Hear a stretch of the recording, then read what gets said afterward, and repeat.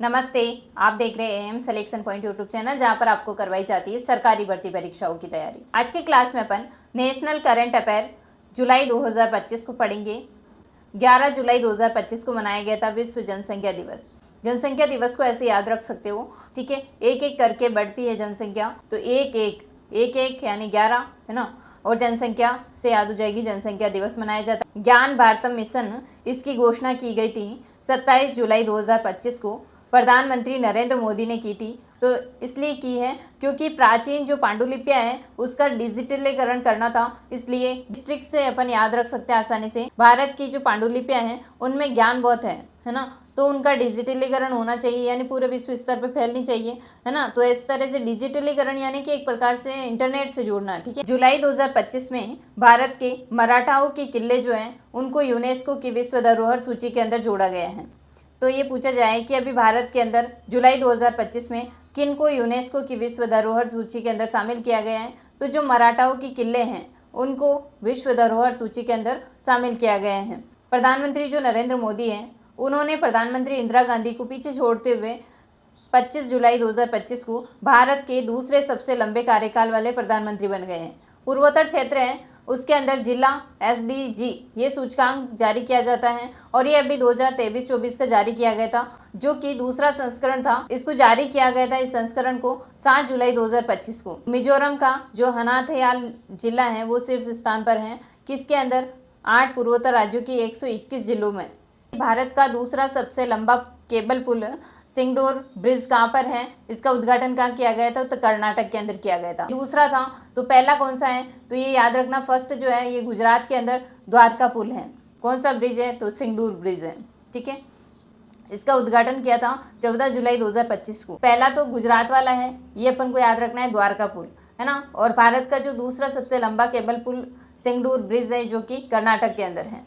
इसको अपन दोनों को इस तरह से याद रख सकते हैं। इसमें दो व्यक्ति है जो इसकी अपन को थोड़ा सा याद रखना है कि एक व्यक्ति तो जो है रात को द्वारका चला गया, और दूसरा व्यक्ति जो है सींग लगा करके दूसरे व्यक्ति ने नाटक किया पुल पर, ठीक है। तो इस तरह से अपन को याद हो जाएगा, एक से याद हो जाएगा कि फर्स्ट वाला जो ब्रिज है वो रात यानी गुजरात के अंदर है, रात से याद हो जाएगा गुजरात के अंदर है, और द्वारका गया यानी कि द्वारका पुल है गुजरात के अंदर, जो कि फर्स्ट है, ठीक है। और दूसरे नंबर का जो है सिंग लगा करके दूसरे व्यक्ति ने नाटक किया, यानी सिंग से याद हो जाएगा सिंगडूर, सिंग से याद हो जाएगा सिंगडूर, और नाटक से याद हो जाएगा कर्नाटक। तो सिंगडूर ब्रिज है कर्नाटक के अंदर दूसरे नंबर का, ठीक है, दूसरे व्यक्ति ने या दूसरे नंबर का, ठीक है। तो इस तरह से अपन जोड़कर याद रख सकते हैं, एक या दो बार आप पढ़ लोगे तो इस तरह से आप भूलोगे नहीं, है। देश का पहला जनजातीय जीनोम प्रोजेक्ट शुरू किया गया था, ये कहाँ पर किया गया था, तो गुजरात के अंदर किया गया था। और शुरू कब किया, 14 जुलाई 2025 को।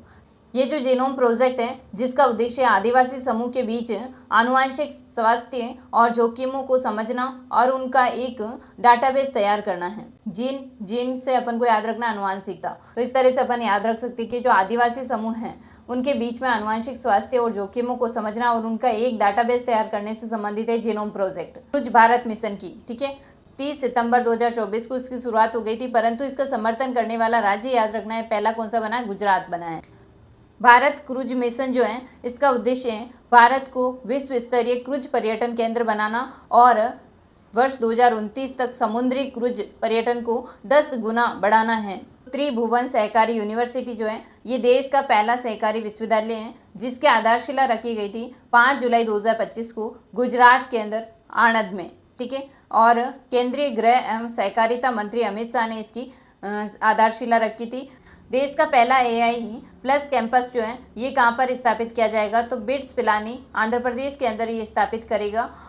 तो ये भारत का पहला एक्वा टेक पार्क जो है इसका उद्घाटन अभी किया गया था 12 जुलाई 2025 को, कहाँ पर, तो असम के अंदर। असम में भी बागीबाड़ी सोनपुर में स्थापित होगा ये, ठीक है। भारतीय अंतरिक्ष यात्री जो है शुभांशु शुक्ला, उन्होंने अंतरिक्ष स्टेशन पर 18 दिन बिता करके 15 जुलाई 2025 को पृथ्वी पर लौटे हैं। 22 जुलाई 2025 को अमेरिका से इन्होंने भारतीय सेना ने 3 अपाचे अटैक हेलीकॉप्टर खरीदे थे, जोधपुर के अंदर ये तैनात होंगे।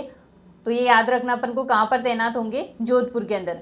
भारत द्वारा बनाए जाने वाले पहले ड्यूअल स्टेल्थ ड्रोन के अंदर रामा नाम से विशेष स्वदेशी कोटिंग मटेरियल का उपयोग किया जाएगा। पेन पेंटर पुरस्कार 2025 जो है लीला अंबोला को सम्मानित किया गया था। अंग्रेजी साहित्य के लिए ये पुरस्कार दिया गया था। लीला पेन इस तरह से भी याद रख सकते हैं, ठीक है। और हरियाणा के नए राज्यपाल के रूप में अभी नियुक्त हुए हैं असीम कुमार घोष। प्रधानमंत्री धन धान्य कृषि योजना, इसके लिए 25-26 के लिए जो वार्षिक बजट रखा गया था वो 24,000 करोड़ रखा गया था। उपराष्ट्रपति पद से किसने इस्तीफा दिया है अभी हाल ही के अंदर? तो जगदीप धनखड़ जी जो हैं इन्होंने उपराष्ट्रपति पद से अपना इस्तीफा दे दिया है। प्रधानमंत्री मोदी को मालदीव देश द्वारा उसके 60वें स्वतंत्रता दिवस के मुख्य अतिथि के रूप में आमंत्रित किया। तो ऐसे क्वेश्चन बहुत बार बनते हैं कि अभी जो प्रधानमंत्री नरेंद्र मोदी हैं उसको कौन से देश ने अपने 60वें स्वतंत्रता दिवस के अंदर मुख्य अतिथि के रूप में आमंत्रित किया है? तो ये क्वेश्चन बन सकता है मालदीव, ठीक है। मालदीव जो देश हैं इन्होंने अपने 60वें स्वतंत्रता दिवस के मुख्य अतिथि के रूप में आमंत्रित किया था प्रधानमंत्री नरेंद्र मोदी को। दिव्या देशमुख जो है FIDE महिला विश्व कप 2025 को जीतने वाली पहली भारतीय बनी है। ऑपरेशन महादेव चलाया था भारतीय सेना के द्वारा जम्मू एंड कश्मीर के अंदर। ऐसे याद रख सकते हैं कि महादेव ने भारतीय सेना का ऑपरेशन किया JK में, ठीक है। JK जम्मू एंड कश्मीर के अंदर भारतीय सेना के द्वारा ऑपरेशन महादेव, यानी महादेव से याद हो जाएगा महादेव ने 1 एयरपोर्ट और 1 प्रोडक्ट, ये एक पहल है भारत की जो किस राज्य में शुरू की गई? तमिलनाडु के अंदर। वर्ल्ड कुरुक्षेत्र 2025 जो है भारत और सिंगापुर देश के मध्य संयुक्त सैन्य अभ्यास हुआ था। तो ये याद रखना है, ये संयुक्त सैन्य अभ्यास किस किस के मध्य हुआ था? वर्ल्ड कुरुक्षेत्र 2025, ये भारत और साथ में सिंगापुर देश के साथ में हुआ था।